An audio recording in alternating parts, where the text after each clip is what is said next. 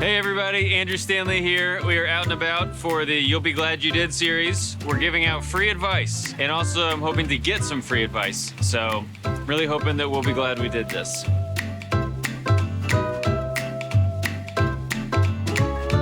Hi. Hey, what's up? How's it going? Good. Andrew. Marcus. Marcus. Thank you for getting ready to give me some advice. I was hoping that you would give me advice. Okay. Always attend church when you can. Yeah, I've received that. Have you always followed that? These days, you know, with technology, you don't physically have to be at a church location. Yes, you can you watch do. it online. I'm very unassertive, and I want to be more assertive. Yeah. So how can I do that? Even if you don't know everything, act like you know everything and you'll learn it on your way. I already knew that. Yeah. How can I be a better listener? You're good at that. Because That's I feel like passive. listening is more like you have to talk enough in order to be able to listen. You have to know what questions. Because it's like, I just like, sometimes when I'm listening to somebody, I'm like, I have a thought, I want to go ahead and say it. And I think maybe that is the right thing to do. Sometimes it's I think okay. that it's really about thinking what you're gonna say before the other person even finishes talking. But everybody's like, you gotta listen. And I'm like, but I'm too busy thinking. I'm getting married in 1 month. Okay. What advice can you give me?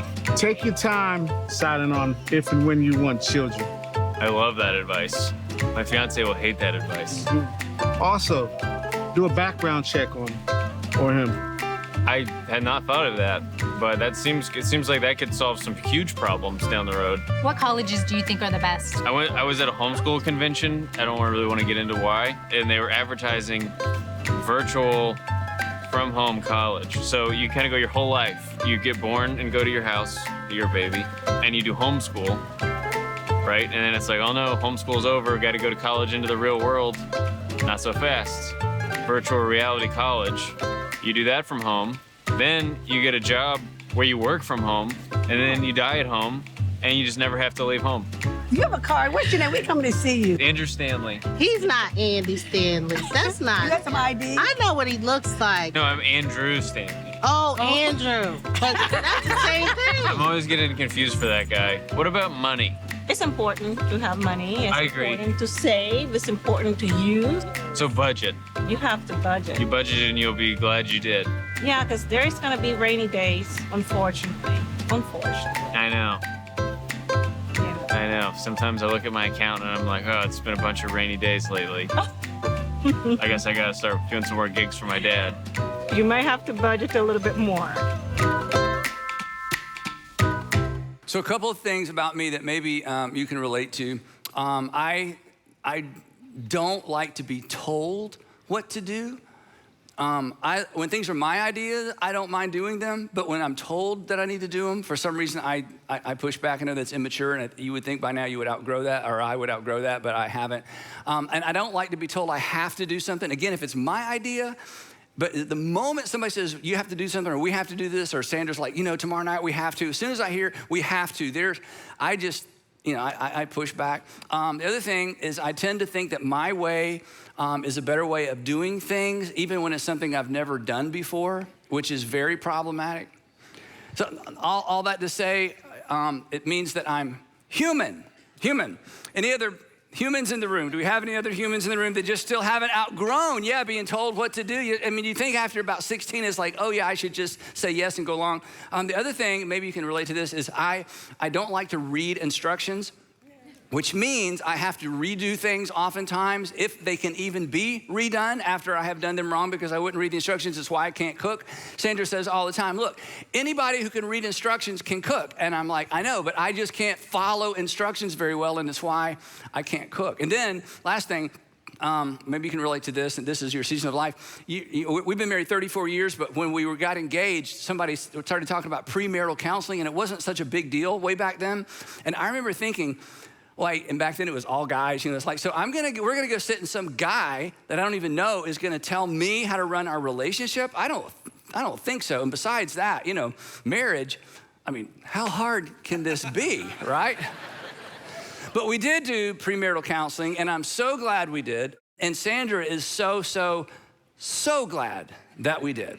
And today we are in part 2 of our series, You'll Be Glad You Did, timeless advice for troubled times. Now, we've all lived long enough, most of us are adults, we've lived long enough to have made some decisions and developed some habits, I should say, that we're glad we did. And we've also lived long enough to have made some bad decisions and developed some bad habits that we wish we hadn't. All of us have stories. All of us have stories that end with, I'm glad I did. All of us have stories that end with, I wish I had. We all have stories that end with, I'm glad I didn't. And we all have stories that end with, I wish I hadn't. So what we're doing in this series, if you missed part 1, is I'm just gonna give you, I'm offering unoriginal, all of this is unoriginal. I may have phrased it in new ways, but none of this is original with me. I'm offering unoriginal, you'll be glad you did advice. This is just advice. These are not moral imperatives or ethical imperatives. These are not rules to live by. But this advice, if you take it, will keep you from breaking some rules that have the potential to break you and have the potential to break your heart and have the potential to break the hearts of the people that you care about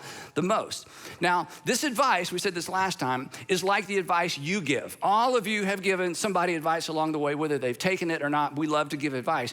And you'll notice the advice that you give, this advice is like the advice you give. It sort of sits between the rules, okay? This advice sits between the rules. This isn't right versus wrong, moral versus immoral, ethical versus unethical. It actually resides in the realm of wisdom. This is wisdom advice, and generally that's what advice is. It's not, should I break the law or not break the law? It's never that clear. It's wisdom. And wisdom, and our working definition for wisdom is simply insights informed by the knowledge that life is connected. Insights that are informed by or fueled by the fact or the observation or knowledge that life is connected. And by life is connected, we're talking about that one thing leads to another. You can make a decision or a series of decisions in one season of life that impacts or shapes or determines what happens in the next season of life. Life is connected. That one thing leads to another. That today's decisions show up in tomorrow's realities. And that's what wisdom is. Wisdom is looking at the dilemma, looking at the problem I'm trying to solve, looking at the options before me and asking what's the best option for me in light of the fact that life is connected and this decision will have an impact that may follow me perhaps the rest of my life or at least into the next season of my life. My past is in some way going to show up in the future. Now, of course, this is the lesson that every parent tries to impart to their children, but for some reason as adults, we don't think sometimes it applies to us or we just lose sight of the fact of how much it applies to us. So that's the introduction. Today I want to jump in. So today's You'll Be Glad You Did, timeless, unoriginal advice is just one word. And the word is listen, which is very odd advice to give to a group of people sitting quietly in rows facing forward. I realize, okay? You don't have much choice. And I also realize that without context, because some of you are already thinking this because you're smart people, you're way ahead of me. Without context, this isn't necessarily always good advice. But we're mature, so let me couch this because you know where I'm going with this. If we're honest, no one has to tell us or advise us to listen to what we want to hear, right? I mean, how many times do I have to tell you, order dessert? You know, that's never happened, right? Lease the car, buy the shoes, call him back, move in, blame her, blame him. Don't call, just text. Don't apologize, it wasn't your fault, right? I mean, nobody really has to lean in and advise us, you know, because when we hear things we already want to do, it's like, absolutely, that doesn't take listening skills because confirmation bias is strong in all of us. Nobody has to say, listen to me when we're hearing something that we wanted to hear and, you know, basically moves us in the direction we were already moving in. We don't lean into advice that feeds an appetite because nobody needs to advise us to follow an appetite. We just do that naturally. But it's pausing, it's unfolding, uncrossing our arms, and agreeing to listen to what we don't want to hear. That's what we're talking about. That's the challenge. That's today's advice. And that is maturity. When you are willing to listen to what you don't want to hear when you need to hear it, that's maturity. You know what that does for you? And this should cause all of us to just embrace this immediately. This puts you ahead of the pack. This puts you ahead of everybody else. It keeps you out of trouble. It ensures that you're going to write a story that you will be proud to tell to your children and your grandchildren. That's what this does for us. But the reason we have to talk about it is because it's not natural, right? I mean, as I said a few minutes ago, I mean, I still kind of hang on emotionally, I think, at times to my adolescent ways in terms of I just don't want to be told what to do. And once I have an idea, I don't really want to hear the information that makes it sound like a bad idea because I want to do what I want to do. Natural is tell me what I want to hear. In fact, I gravitate to these people, don't you? I gravitate to this advice. It makes me feel smart. It makes me feel secure. It makes me feel, it just confirms my bias, right? So don't, if you're not going to tell me what I want to hear, then just don't tell me anything at all. Now, if you're not a religious person or a Christian person, that's fine because this, what we're talking about so far, this is just for humanity. This is just for all of us. And this next thing I'm going to say, this may be the big takeaway for you because, where we go after this, you may decide, nah, I'm not going to do any of that. But this next statement, and this is kind of clunky the way I wrote it, but this is so important and it connects to something we talked about last time. Refusing to listen to what we don't want to hear that we need to hear is a gateway decision. Refusing to listen to what we don't want to hear that we need to hear is a gateway decision. Here's what I mean by a gateway decision. The worst thing you've done in your life, the thing that created the greatest regret of your life was not listening. But refusing to listen was a gateway to the thing that perhaps you wish you could go back and unlive that season of life, that weekend, that marriage, that whatever it might be, that relationship, that financial decision. It wasn't refusing to listen wasn't the worst thing you ever did, but refusing to listen was the gateway to the decision you would give anything to go back and undo. But some of the worst things you've done, again, some of the worst things I've done, I would not have done if I had listened. And again, this goes back to what we talked about last time, but don't forget this, that our greatest regrets are always, and there may be an exception, but it's an exception. Our greatest regrets are always preceded by a series of unwise decisions. And refusing to listen to what we need to hear is an unwise decision that often sets us up for regret. That's why I say refusing to listen is a gateway decision. Now, I noticed nobody's writing any of this down, and that's fine. You don't need to. I mean, there may be some note takers. I'm a note taker. You don't need to write this down. You know why you don't need to write it down? You already know this. We all already know this. That's why it's so crazy. And the reason we know that what I'm saying is true is because we've been on the other side of this. Every single one of us has watched a friend, a family member, a neighbor, somebody at work, somebody that we care about begin to or move in an unhealthy direction or begin to make a bad decision, or we hear that they're about to make a bad decision, and we've thrown ourselves in front of them and said, whoa, look. And you have tried your best to kind of head them off at the pass and keep them from making that decision, and they refuse to listen. And the odd thing was, you predicted their future. You knew exactly what a disaster it was going to be. I mean, when things didn't work out relationally or financially or that career decision or they decided to move to that other city, when it didn't work out, you were not surprised. It was so clear to you that they were making a bad decision. Don't go there. Don't call him back. Don't call her back. Don't move there. Don't take that trip. Don't take that job. It's so obvious, but they just couldn't see it, right? From the outside looking in, I mean, again, in fact, some of you, it was this week or maybe the last couple of weeks, maybe with one of your kids or maybe one of your adult kids, which is always so tenuous. From the outside looking in, it's so clear. And that's the point of this message. That's why we're talking about listen. Because to the people outside of you and outside of me, some of the decisions we're making or about to make or the options we're considering, it is so clear to them. And oftentimes it's not just one person, there's a them. And they got together and they said, who's gonna tell him? And they're like, we're not gonna tell him. The last time we tried to tell him, he didn't speak to us for 2 weeks. In fact, I'm not sure he'll ever, I'm not sure he listens to anybody. I'm not sure she listens to anybody. But finally they sent somebody in, or somebody loves you enough. And they put your relationship with them on the line because they love you so much. And they tried to get in front of you and head you off at the pass again and tried to talk you out of something, because it was so clear to them, but it's never as clear to us.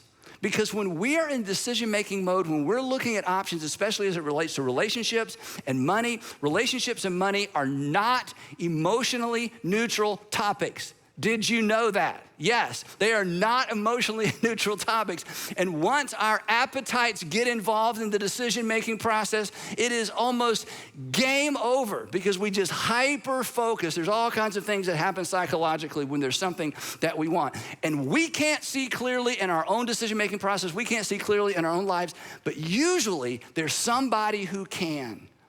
And the wise man, the wise woman, regardless of their age or stage of life, is the one that is willing to uncross their arms and say, okay, I don't want to hear this, but go ahead and tell it to me anyway. If you'll stop, if you'll pause, if you'll listen, you'll be glad you did. When you hear yourself, I guess one way of saying it is this, when you hear yourself saying, or you catch yourself thinking, or you find yourself humming, I don't need you to worry for me because I'm all right. I don't want you to tell me it's time to come home. I don't care what you say anymore. This is what? This is my life. Go ahead with your own life. Leave me alone, okay? When you find yourself thinking any of those thoughts or humming any of those tunes, that is the time to tap the brakes. It is not the time to hit the accelerator. Now, some of you are thinking, Andy, how did you know? Who told you? Who told you? Who told you? Nobody told me. This is just the world we live in. This is all of us at some season of life. And for somebody today in the rooms with me or in the room with me, or you're watching somewhere, I mean, this is exactly what's going on right now because your spouse has tried. Your fiance has tried. Your best friend has tried. Your roommate has tried. The guy at work, somebody who works for you, and it's so hard for them because you're the boss, you're the manager, you own the franchise, and yet they care so much about you, they have tried to say, hey, would you consider, and you've just shut them down. If there is somebody, come on, if there is somebody and you know in your heart of hearts, they have your best interest in mind, and there's something they're trying to communicate to you, just listen, because they may see something you can't see. And while you're listening, and while you've got your arms uncrossed, and while you're trying to be open, here's what you got to do in the meantime, or while that's going on. You got to pay attention to the tension. Because while they are saying things to you you don't want to hear, inside of you, inside of me, there's a tension. And you need to pay attention to that tension and ask yourself this question. What's really going on? Why am I resisting so hard?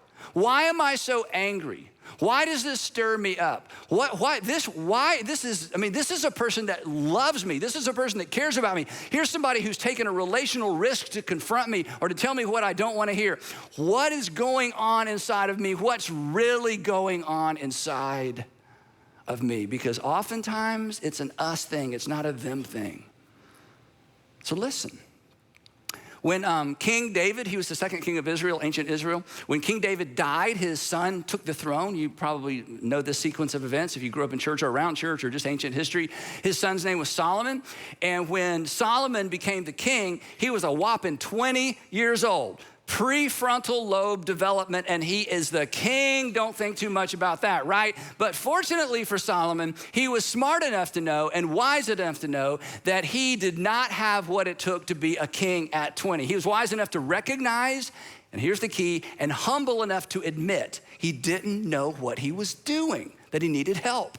So his biographer actually documents a prayer that Solomon prayed and documents what happened in response to that prayer. And there's so much packed in here, and this is such a great model of the posture that all of us should live with regardless of how long we've lived. Here's what his biographer said that Solomon prayed. Here's his prayer. Now, Lord my God, you have made your servant king. First of all, this is a huge recognition. The people didn't make me king.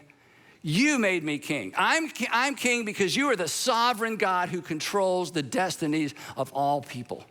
You have made your servant king in place of my father David, but I'm only a kid. I'm only a child. I mean, the humility and the recognition, it's remarkable. I'm only a little child. And I don't know how to carry out my duties. I don't know how to be king. I mean, this is the perfect start. This is the right posture. In fact, this is the posture we should all maintain throughout our lives. I only know what I know, but I don't know everything I need to know. Then verse 9, we're skipping to verse 9, says this. So here's his prayer.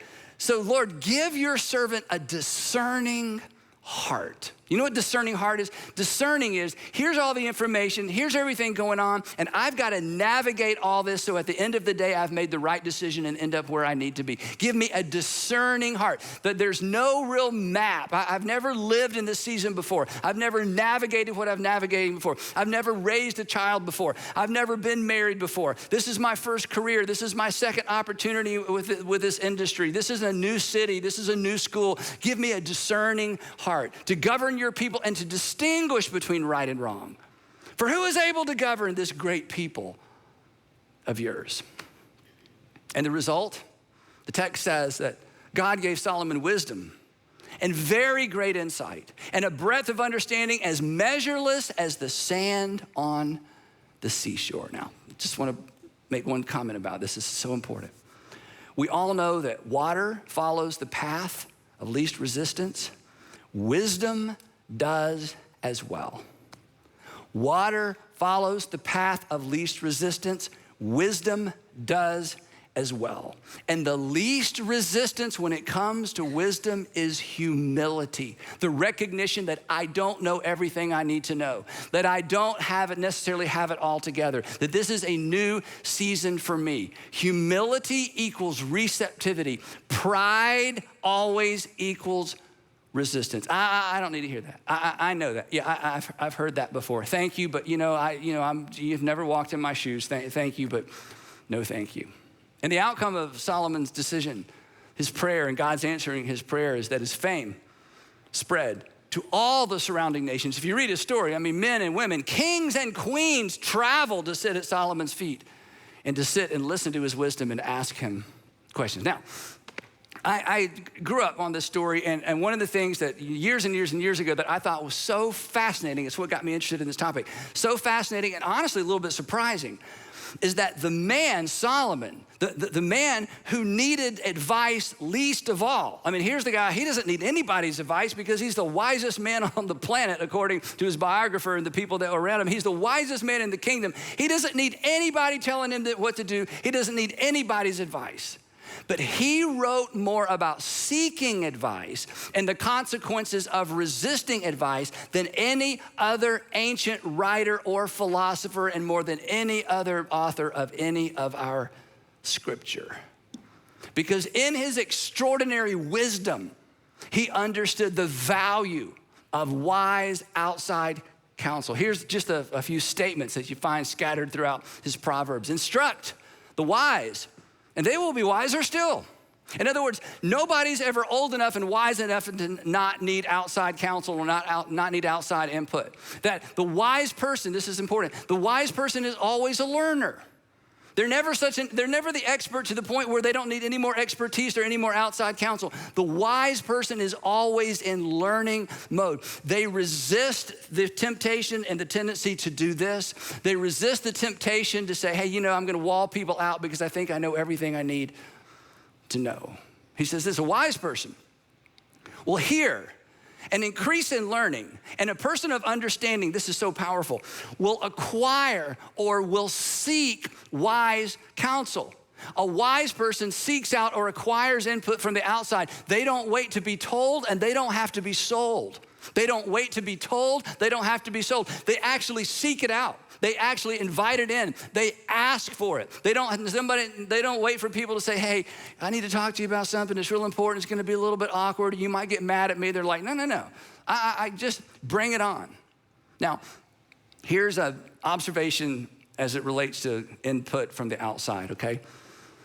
This is a little bit harsh, but when we don't want it, it's when we need it. Let me put it a different way. Do you know how to know? You know how you know when you need outside input? When you don't want it. The moment you don't want it, that's how you know you need it. I don't know if I really need outside input or not. Well, do you want it? No, you need it. That's how you know, okay? And again, when you think about those people that you tried to advise, that you tried to counsel, that you tried to get in the way and keep them from making a decision you knew they were gonna regret, they so needed it. But when they needed it, they didn't want it. It's when you don't want it is when you know you need it. And maybe that's you today. Maybe you're wondering, again, who told you? This is just common to all of us. And at least I can just speak for, me and my age and season of life. So far, it has not gone away. In fact, I don't even think it's any better. I have to resist and fight it every single time.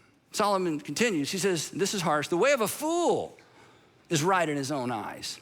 Now, there's a person that says, look, I got it all figured out. I don't need any counsel or advice. I don't need to read that. Don't give me another article. No, we can't sit down and talk about it. No, I'm not going to do that. No, I'm not going to meet with them. No. He says, okay, Solomon says, that person's a fool. And what is a fool? Well, in the book of Proverbs, in the writing of Proverbs, in the teaching of Jesus, a fool is someone who attempts to live life as if life is not connected, that today doesn't impact tomorrow, that there is no creator, that everything is 1,100% random. So it doesn't matter what I do today because I can figure out how to fix it tomorrow. Solomon says, that's a fool.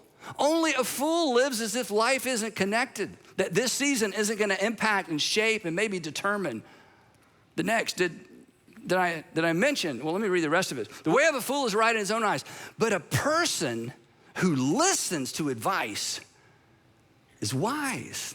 Again, I think this is worth going back to. I think I mentioned when we don't want it, it's when we need it.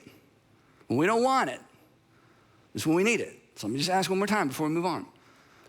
Are you in a place right now, in an arena of life, an area of life, financially, relationally, with your kids, one of your kids, with your husband, your wife, your fiance, you're thinking about getting married, you're thinking about moving, and you don't want it. You don't want to hear it. You need it. In fact, let me just ask you a different way. What do you intend to do that you don't intend to share because you don't want to hear? What are you intending to do that you don't intend to share because you don't want to hear? Because, and we've all been here, because we already know what they're going to say. And you just don't want to hear it. You don't want to hear it again. You don't want to hear it from somebody else. What are you planning right now, financially, relationally, professionally, academically, whatever it might be? What are you planning right now that you're not planning to share because you don't want to hear? Let me tell you what you're doing that you don't know you're doing. You are masterminding your own regret.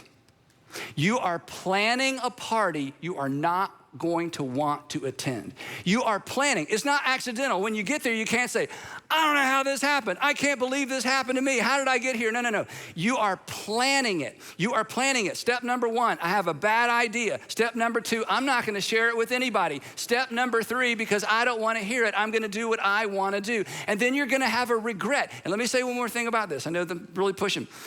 It means you're selfish, and you don't want to be selfish. You don't even like selfish people. You do not think you're a selfish person, but let me just say, if you are planning something that you're not willing to share because of what you don't want to hear, you are selfish, because when your regret shows up, when that season comes, when you reap what you've sown, it's not just going to impact you.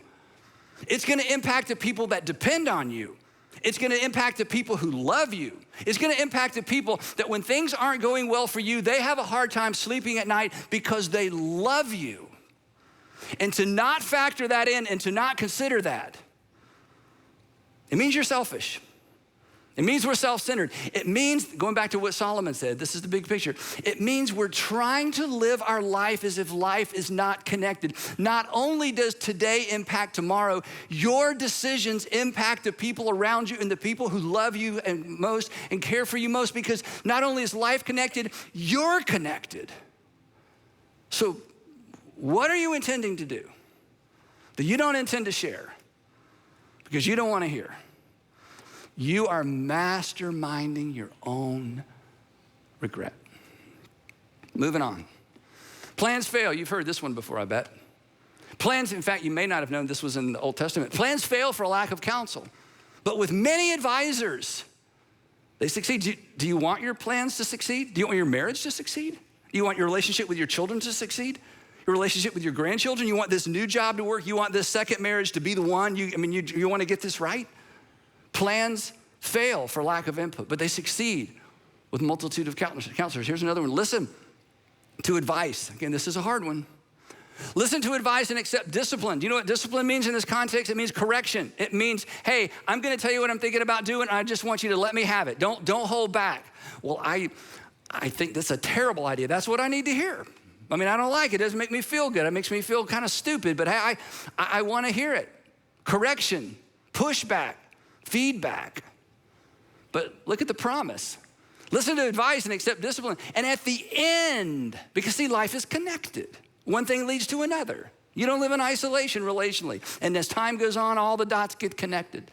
And in the end, at the end, you will be counted among the wise. You know what this means? And this should appeal to your ego. It does to mine. In the end, you will appear smarter than you really are. That's very important to me, right? In fact, just a quick story, okay? I have benefited from this whole idea so much. I've benefited from this idea so much. And it's because early on in my life, I was exposed to this kind of teaching and I just took it seriously. So throughout my life, I have just always tried to invite smarter people into the room anytime I'm making a decision. So for example, this impacts all of you, even if you aren't part of one of our churches. In our organization, we have a board, like we call them elders, but it's a board. They're my bosses. It's a group that they could meet this afternoon and fire me, come in here next week and say, hey, Andy's gone, sorry, you don't get to vote because it's a small group of people that controls my destiny, and that's how it should be. So we have a board that I answer to. Then we have another team, we call it a stewardship team. Their responsibility, these men and women look at the organization through the lens of just the finances of the organization. Then I have another group of people, our leadership team for the whole organization, their staff members. Then I have another leadership team for one of our campuses. And when I meet with people who do what I do, and we talk about structure, how you compare notes, in industry, how you do things. Whenever I explain this to people who do what I do, 100% of the time they say the same thing. They say, that's so many meetings. And I say, no.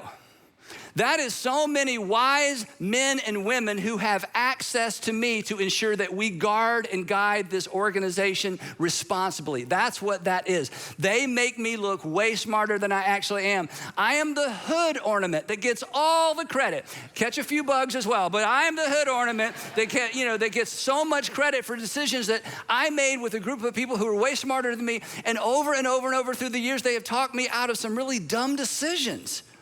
Because of what Solomon says, he says, you shouldn't be surprised by this. Listen to advice and accept discipline, accept correction, accept pushback, accept, you know what? That's just not a great idea, and here's why. And at the end, once your child's 17 or 18 and leaving home, in the end, when you finally find the person you want to spend the rest of your life with because you've navigated some that you probably shouldn't spend the rest of your life with, at the end of the process, you will be counted among the wise. Isn't that what we all want? And Solomon says, the way you get there isn't by being the smartest person in the room or even being the wisest person in the room or being the most educated person in the room. You are the person that is most open to the counsel and the wisdom of others, even when it's uncomfortable and even when it hurts and even when it shuts you down. When I was a young leader years ago, I held on to this myth, and maybe you can relate to this, the myth that extraordinary leaders, they gave advice, but they never sought advice. They didn't take it because they didn't seek it, and they didn't take it because they didn't need it. I mean, look at them go. I mean, they were just extraordinary leaders, and I just thought they just are born extraordinary. How do you get to be that extraordinary? And then I had the opportunity through the years to meet some really amazing men and women who've led extraordinary organizations, for-profit, nonprofit, and I've discovered the ones that I have the most respect for, it's just the opposite.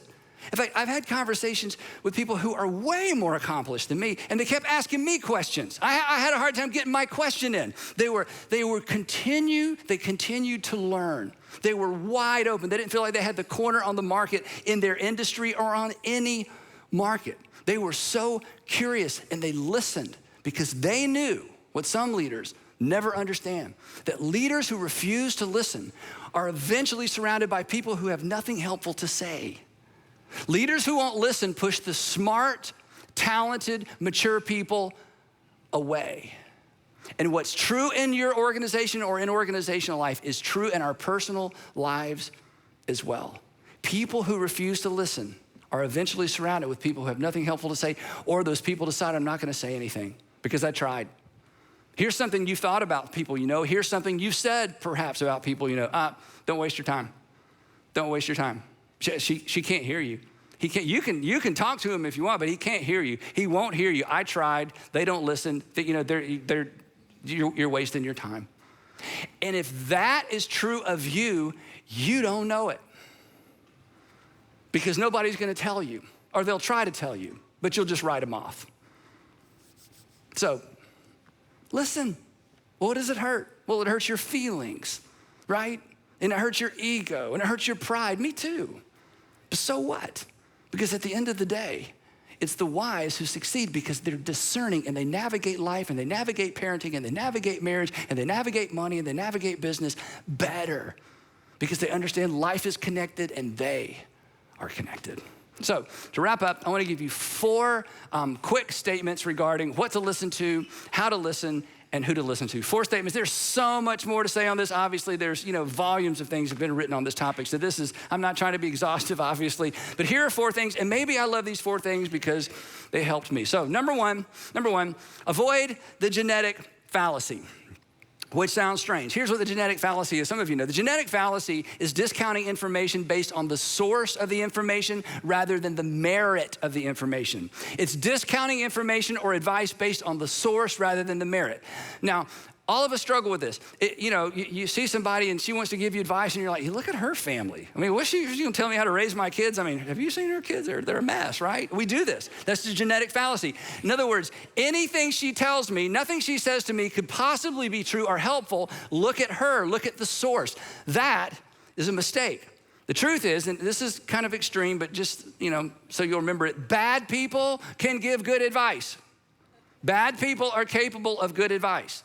Don't buy the lie of cancel culture. And everybody's against cancel culture, but it's so easy to follow. That's what cancel culture is. It's like, no, their marriage failed. I can't listen to anything they have to say about marriage. Look at their kids, look at his business, look at their finances, look at their own health. I mean, you're gonna give me health? I mean, seriously? I mean, it's just easy to go there. Cancel culture, I mean, this cancel culture basically lowers the IQ of the entire culture. That's what cancel culture does. Or to say it, more specifically, if you suddenly forgot everything you've learned from an imperfect person, you would forget everything you know, including your name. If you suddenly forgot everything you've learned from imperfect people, you would forget everything you know, including your name. Me as well. So this is silly. And Christians, we should be so above this. Because we're the people that embrace the grace and forgiveness and the mercy of God. We believe that Jesus came into an imperfect world where everybody got most everything wrong and loved us anyway. So because of the foundation of grace and mercy in our own lives, we should be the people that are able to look past people's failures, people's faults, and tease out and be able to take away the merit of what they have to say, regardless of what they've done or how they failed. But that's very, very difficult to do. Number 2, let's move on. Don't assume expertise in one area makes you an expert in every area. This is kind of a guy thing. I'll just be honest, okay? Okay, because success is intoxicating. Success is intoxicating. You think you're better than you really are. And when you're extraordinary or pretty good or recognized in one area, you think you're just pretty good in every area. That is absolutely not the case. And sometimes people who are super successful professionally, they struggle relationally because there's 2 different sets of tools, right? The more successful we are somewhere, the smarter we think we are everywhere. I was a kid once. I know how to raise one. Yeah, you had a surgery once too. Yeah, you can do surgery? Well, that's different. Well, that's the same logic. Since I had one, I can do one. No, that's crazy, right? Number 3, moving on. Don't confuse experience with insight. Don't confuse experience with insight. I mean, you said it, you've heard it. Well, I wasn't born yesterday. Well, we knew that. So? This is not my first rodeo. Well, that just means you're good at rodeos. I've been around the block a time or 2. That just means you're dizzy. I don't know what that means. That just, you know what this really means? It just means you're old. Not necessarily wise. This is very important, okay? Experience doesn't make you wiser. Evaluated experience makes you wiser. The person that doesn't do an autopsy on their failure and grow from it, they're not gonna get any better. They're just creating a rut. Doing the same thing over and over and over, that just creates a rut. That doesn't create wisdom. Evaluated experience makes us wiser. Don't confuse experience with insight. Don't confuse experience with insight. Just because you've had a lot of experience, don't just say, well, then I don't need to hear from anybody else. That's just absolutely not true. Number 4. Listen for, I know. We talked about this last time, but we got to come back to it. When you hear yourself saying, I know, what you're really saying, you need to understand the person on the other side of you, here's what they're hearing. Shut up. Go away. I know. That's how you feel when somebody says, I know. When you hear, listen, when you catch yourself thinking, hearing, I know, you need to uncross those arms. That may be the moment that you need to hear what you don't want to hear the most. Knowing, as we said last week, knowing doesn't equal doing. One doesn't necessarily lead to the other. And knowing without doing is worse than not knowing, because according to the book of Proverbs, according to Solomon, knowing and not doing makes you a fool. You're living as if life isn't connected. I know what I ought to. I know what the best thing is. I know the wise thing, but I'm just not going to do it. Solomon would say, you're a fool. Again, you're masterminding your own regret. So, wrapping up. We've all said it. We've all thought it. I should have listened. I should have listened. Refusing to listen is a gateway decision. It leads to regret. We've all thought, or we've all said, I should have seen that coming. Odds are somebody saw it coming. And they either felt so shut down they weren't even gonna try, or they tried to tell you and you just wouldn't listen. Or they would have told you they saw it coming if you had or I had invited them into the decision-making process earlier. The bottom line is, for me and for you, somebody can see what you can't see. Somebody can see what you can't see. And somebody who cares about you, who can see what you can't see, why would we not listen? Why would we not just uncross our arms? Why would we not say, okay, I know this is gonna hurt. I know I may have heard this before, but you know what? Just bring it on. So in the words of James, the brother of Jesus, he says we should be quick to listen and slow to speak. And if that becomes the habit of our lives, if that becomes the posture of our lives, we will be glad we did. And the people we love the most, and the people who depend on us the most, will be glad we did as well. And we will pick it up right there next time in part 3 of You'll Be Glad You Did, Timeless Advice for Troubled Times. Let's pray together. Heavenly Father, it's easy to stand up here and talk about, but my pride, it just rises up every time. It's so foolish. So Father, for the man or woman, they feel like, oh my goodness, who told him? I just give them the wisdom. Just give them the wisdom not to, close their computer, turn off their television, walk out of the building and just try to put this behind them. Give them the wisdom to embrace it, because who knows what's on the other side of that decision they're considering. Father, for those listening today who are like, oh, I'm so glad somebody else heard this, I pray that we would all pause and say, yeah, but what did I need to hear? So wherever this lands with us, give us the wisdom to know what to do, and give us the courage and the humility to do it. In Jesus' name, amen.